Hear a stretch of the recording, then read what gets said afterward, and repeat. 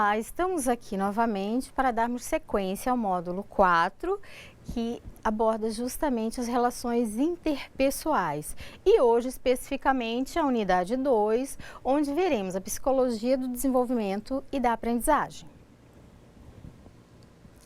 Psicologia do desenvolvimento e da aprendizagem. Uma pergunta, antes de darmos sequência às explicações, questiono primeiro a vocês. O que vem a ser o desenvolvimento na concepção de vocês? O que vem a ser aprendizagem? E o desenvolvimento e aprendizagem? Vocês acham que tem alguma relação ou que eles não estão relacionados uma com a outra? Essas respostas vocês podem estar anotando no memorial de vocês para fixação.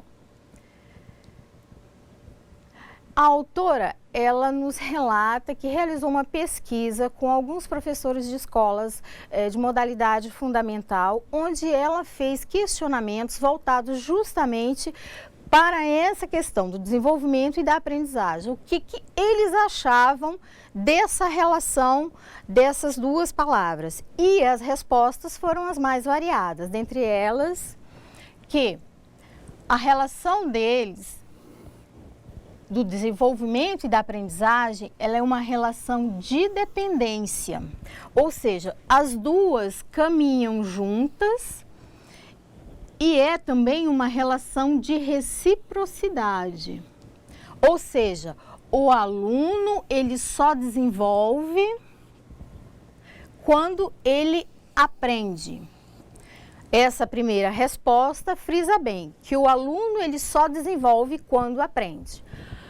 A outra, que foi a pesquisa em escolas, justamente com formação de docentes, eles relataram que o desenvolvimento ocorre primeiro. Então, primeiro vem o desenvolvimento, sendo que o desenvolvimento é uma condição necessária para que haja aprendizado.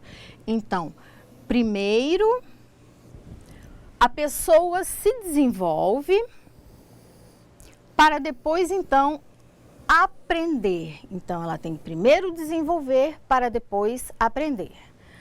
As outras respostas foram que as crianças têm muito que aprender e a ensinar. E a relação deve ser de cumplicidade entre professor e aluno, seja como for, e de ajuda e humildade. Outra resposta ainda é que, por meio da aprendizagem, é que o ser humano desenvolve suas aptidões. E outra ainda, através da ação do professor, é que se dá principalmente por meio de experiências e das oportunidades que o professor procura apresentar. Então, oportunidades que o professor procura apresentar aos alunos e vice-versa. A valorização das experiências do professor e principalmente dos alunos.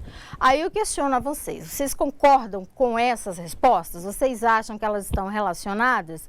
Sim ou não? Então, anotando no memorial.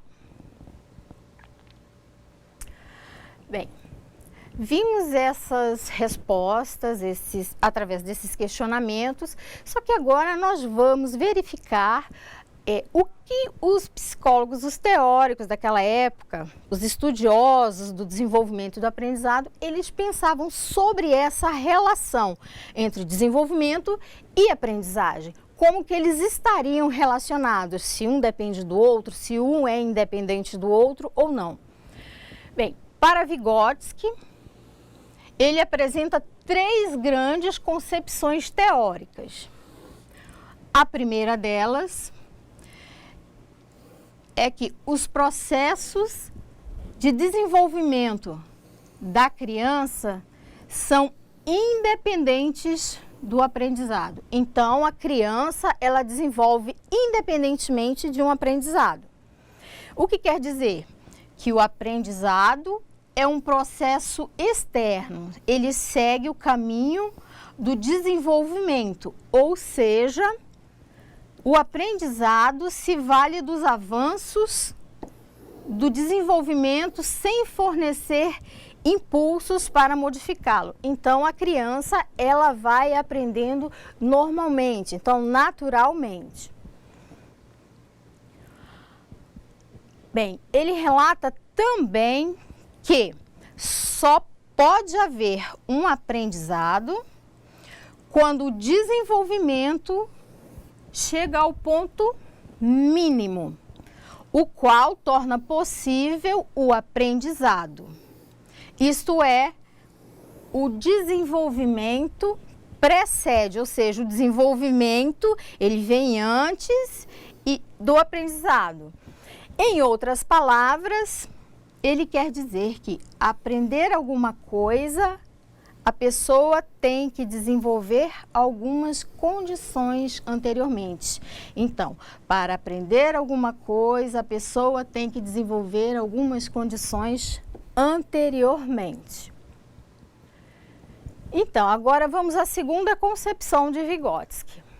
Ele diz que o aprendizado é o desenvolvimento. Então, o que quer dizer isso? Que o processo de aprendizado, ele é reduzido à formação de hábitos, identificando-o como desenvolvimento. Então, esse aprendizado, ele é reduzido, ou seja, na formação dos hábitos da pessoa, identificando o seu desenvolvimento. Qual é o princípio fundamental? Ele baseia-se na simultaneidade entre os dois processos de aprendizado e desenvolvimento. Ou seja, desenvolver é aprender novos comportamentos. Isso é, aprender é aumentar o repertório comportamental da pessoa. Ainda temos a terceira concepção de Vygotsky. Ele diz que superar os extremos das outras duas a partir da combinação dos seus pontos de vista. Embora os dois processos sejam vistos como relacionados, eles são diferentes. Então, ele quis dizer que o desenvolvimento e o aprendizado, mesmo sendo relacionados, eles são diferentes.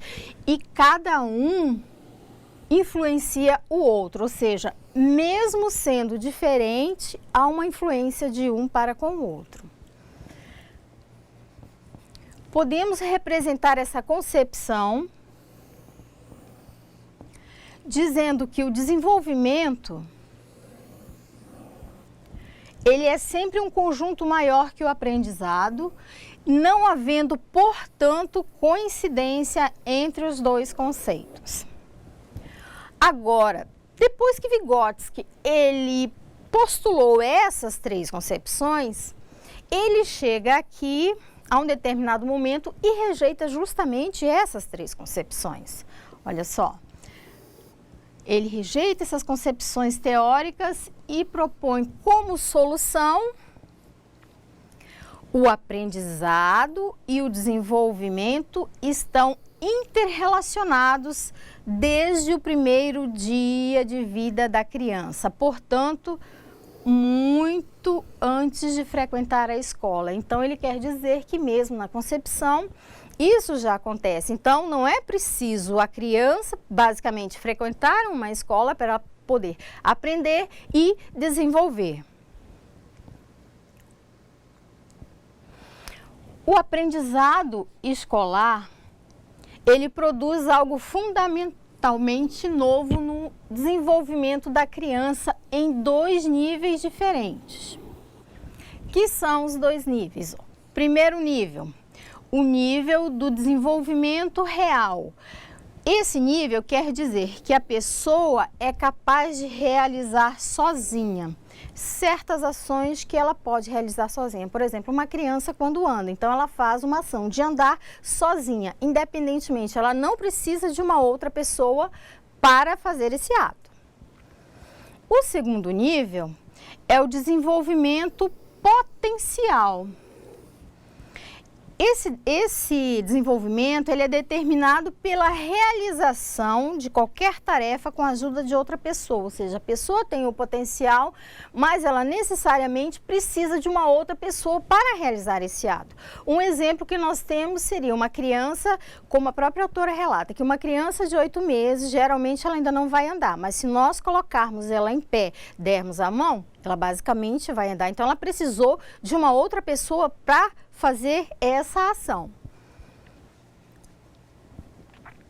Aí, entre esse desenvolvimento real, que é aquele que a pessoa faz, independentemente da ajuda de outra, e o potencial, que ela faz também, mas com a ajuda de outra, nós temos a distância entre o nível de desenvolvimento real e o nível do desenvolvimento potencial.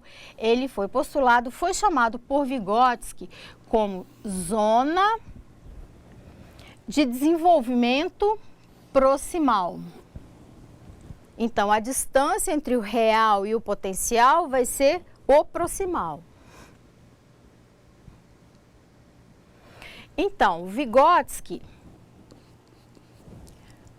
ele propõe o desenvolvimento como um potencial e que a ajuda do outro leva ao desenvolvimento da pessoa. Então, a ajuda de uma outra pessoa leva ao desenvolvimento da outra pessoa. Um exemplo que nós podemos ter é justamente na escola. O professor, ele está ali para educar, para ensinar o aluno. Obviamente, ele exerce uma influência muito grande na presença do aluno. Então, ou seja, o aprendizado desperta vários processos internos de desenvolvimento que operam quando a pessoa interage com outras pessoas do seu ambiente e com a ajuda de seus companheiros. Então, a pessoa tem uma mudança de comportamento justamente em função, em decorrência dessa influência que essa outra pessoa exerce sobre ela. Então, nessa posição teórica, o aprendizado, ele não é o desenvolvimento. Então, o desenvolvimento, ele já vai vir de forma mais lenta. O desenvolvimento, então, ele quer dizer aí que ele é gradual, ele não acontece repentinamente após o aprendizado. Então, podemos dizer que o aprendizado é que puxa o desenvolvimento. À medida que eu aprendo, então eu vou desenvolvendo minhas habilidades. Então, na psicologia, há diferentes maneiras de entender esses processos de desenvolvimento e de aprendizagem. Na visão de Vygotsky, ele esclarece de forma mais complexa. Então, Vygotsky, ele esclarece de forma mais complexa e de forma mais completa justamente os processos de desenvolvimento e de aprendizagem da pessoa, de constituição do indivíduo e da construção do seu conhecimento. Qual é a contribuição que Vygotsky deixa para nós? Bem, ele mostra que aprendemos e nos desenvolvemos sempre em relação com as pessoas em nossa volta. Então, é importante relacionar-se, é importante estar perto do outro justamente para essa questão do desenvolvimento e do aprendizado. Esse desenvolvimento, quando a gente fala, muitas vezes as pessoas podem pensar que é a questão do desenvolvimento físico, mas é o desenvolvimento do conhecimento cognitivo. Atenção aqui, gente. O educador, ele deve interagir sempre com o outro. Para ensinar alguma coisa, é preciso estar junto com o outro. O educador, seja ele o professor, seja ele o o agente de limpeza, seja ele o porteiro, porque nós temos que estar próximo. Essa proximidade, ela causa uma influência na pessoa e principalmente na questão da criança. O professor dentro de sala de aula, ele é o espelho para a criança, ele é peça fundamental. A prova é tanta que nós temos como exemplo tudo que o professor fala em sala de aula, a criança leva para casa. Às vezes os pais vão desenvolver as atividades com os filhos, eles nunca aceitam a opinião dos pais, sempre dizem, ah não pai, o tio falou que é assim, a professora falou que é desse jeito. Por quê? Porque ele exerce uma influência, então é importante essa interação aluno-professor para que haja esse desenvolvimento, esse aprendizado, essa união entre os dois. Então, para Vygotsky, o educador deve buscar atuar na zona proximal, que é justamente aquela que é entre a zona de desenvolvimento real e a potencial. A zona de desenvolvimento proximal, ou seja, a educação tem de partir daquilo que o aluno já atingiu, ou seja, o desenvolvimento real, buscando concretizar aquilo que apresenta como potencial, aquilo que ele pode fazer sozinho e aquilo que ele pode desenvolver com ajuda. Então, ele tem que trabalhar nessa zona proximal de desenvolvimento. Temos que prestar atenção também, às vezes, quando nós estamos em sala de aula, nós não levamos em consideração o que o aluno já sabe, ou então seu potencial para ele aprender, e o que acabamos por fazer é ensinar aquilo que o aluno já sabe ou que ainda ele está longe de poder aprender. Então, é buscar estar próximo, é ter atenção para com o aluno, porque às vezes ele já sabe determinadas coisas e não custa nada você dar uma atenção para quê? Para que essa interação, esse desenvolvimento, ele seja de uma forma mais leve e tenha bem mais interação entre professor e aluno. Então, unindo esses dois componentes, esses dois sujeitos, pode haver uma ligação e um elo bem mais forte. Então, agora nós vamos partir para as discussões na psicologia do desenvolvimento. Bem, a psicologia do desenvolvimento, ela estuda diferentes aspectos da evolução do ser humano, né? Então, para os pesquisadores, para os estudiosos em psicologia daquela época, eles se interessavam pelo crescimento da estrutura física, do comportamento e do funcionamento da mente. Eles se interessavam por isso.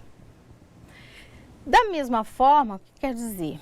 Eles estavam preocupados em verificar se, de repente, o crescimento teu cronológico estava com o crescimento teu intelectual. Da mesma forma que a criança adiciona centímetros na sua altura, ela também adiciona quantidade equivalente de inteligência. É aí onde nós falamos em idade intelectual. Então, o certo é para ser proporcional um ao outro, para os dois estarem equilibrados. Agora, um exemplo que nós podemos ter é que nem sempre é assim. Às vezes, a criança ela tem um determinado crescimento, né, corporal, mas a questão intelectual ela já não tem esse acompanhamento. Então, você já ouviu dizer que existem crianças que têm 12 anos, né, na sua altura, na sua estatura, mas em contrapartida, o seu desenvolvimento intelectual ele não acompanha a idade cronológica. Diz aqui, ó, você já deve ter ouvido falar, alguém dizer que uma criança com mais idade apresentava problemas mentais, e nem sempre é assim, gente, pois sua idade intelectual ela era bem inferior à sua idade real, ou seja, a sua idade cronológica. Então, o seu desenvolvimento cognitivo, ele não acompanhou a sua idade cronológica. Então, dessa forma, o ser humano, ele desenvolve segundo a sua sequência regular e constante. Então, ele tem um desenvolvimento regular e constante. De maneira que a etapa que vem antes influencia a que vem depois. Olha que interessante. A etapa que vem antes, influencia a que vem depois. Sem possibilidade de mudanças nessa sequência. Por quê? Suponhamos uma criança em idade de 2 anos, então ela tem que passar por aquelas fases de crescimento. Todas aquelas fases serão importantes, dependendo da forma que ela foi educada, que ela foi cuidada. Isso vai influenciar na sua vida futuramente. Por isso que esse texto diz, a etapa que vem antes influencia na que vem depois, sem possibilidade da que vem depois influenciar na que veio anteriormente. Mesmo admitindo que cada indivíduo tenha o seu próprio ritmo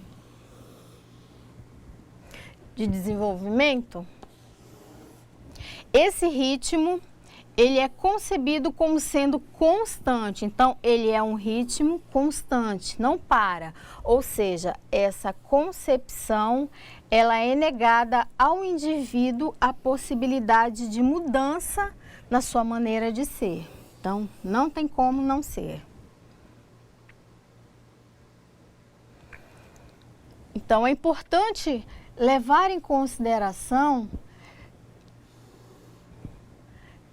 que nós estamos aqui, gente, apresentando uma maneira de nós vermos essa relação entre o desenvolvimento e aprendizagem, suas características e suas diferentes formas. Não quer dizer necessariamente que seja essa a forma correta, a forma que realmente tem que ser, tá? Ou a melhor.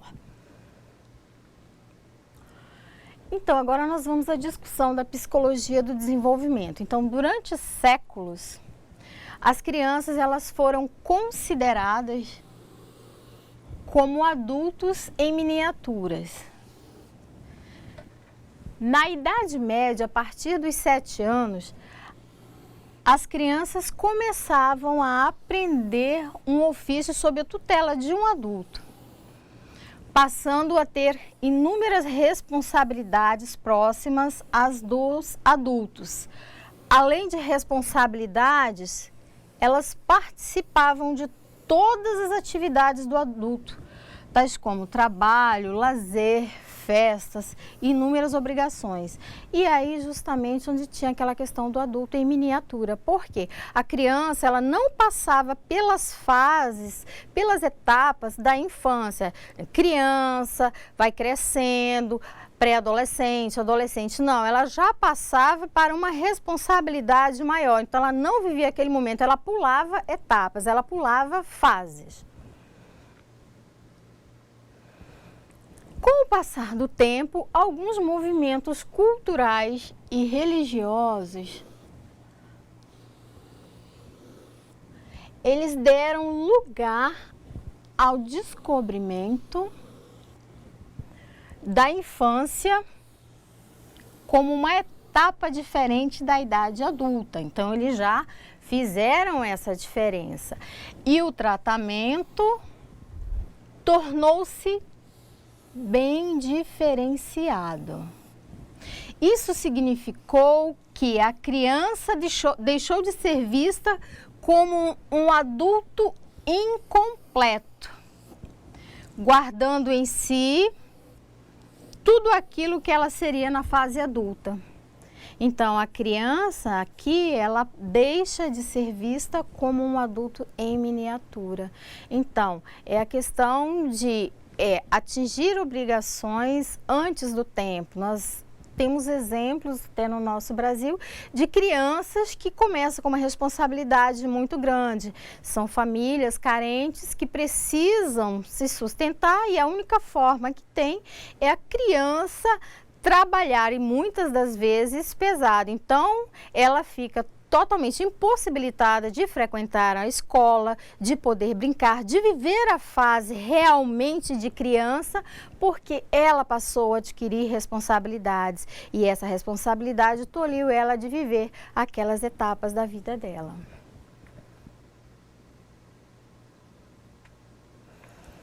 Agora, a partir do século XIX, acontece a luta pela liberação das crianças da realização dos trabalhos pesados, aquilo que eu falei. Então, existem descrições dramáticas de condições de vida de crianças inglesas nos anos de 1800 que tinham jornadas de trabalho de até 12 horas, gente. 12 horas realizando duros trabalhos em fábricas e minas. E agora aqui a gente pergunta, e no Brasil?